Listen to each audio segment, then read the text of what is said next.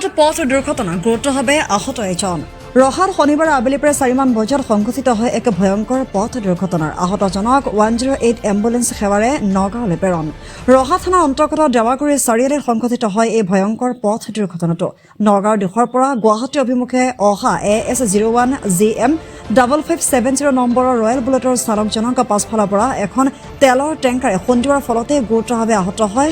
লোকজন আহি পেলাই পাছো মানে ইয়াত পৰি আছে আমি এদিনৰ পৰা আহিলোঁ আহি পেলাই মানে আগত মানে মাৰি পেলাই গাড়ী গুচি গ'ল এতিয়াহে আহি পেলাই পাইছোঁ কিমান জখম হ'ল ল'ৰাটো জখমটো বহুত হ'ল মানে ইয়াত মানে ফাটি গ'ল এইটো ফাটি পেলাই ইমানখিনিলৈকে মানে হেৰি হ'ল সেইটো ন ইমানে আমি আহি পেলাই ইমানে মানে আপোনাক কি হ'ল জানে নাৰ্ভটো ফাটি পেলাই যিটো ঘূৰি মানে পেটৰ নাৰ্ভখিনি গোটেইখিনি এইখিনিৰ পৰা ওলাই গ'ল গোটেই এই আচাৰ সেইখিনি দেখুৱাই দিয়ক কেমেৰাটো গোটেই পেচাব আৰু ব্লাড গোটেই ওলাই গ'ল মানে ই নাবাচে আৰু একদম পেটটো খালি গ'ল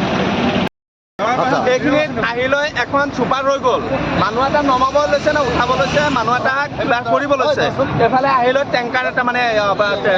কণ্টেইনাৰ এখনে আহি লৈ পাঁচ চাইডে মাৰি দি পেলাই ল'ৰাটোক পেলাই দিলে ল'ৰাটোৰ অকণমানো দুখ নাই যিজন ৰাইডাৰ কৰি আছিল তেখেতৰ অকণমানো দুখ নাই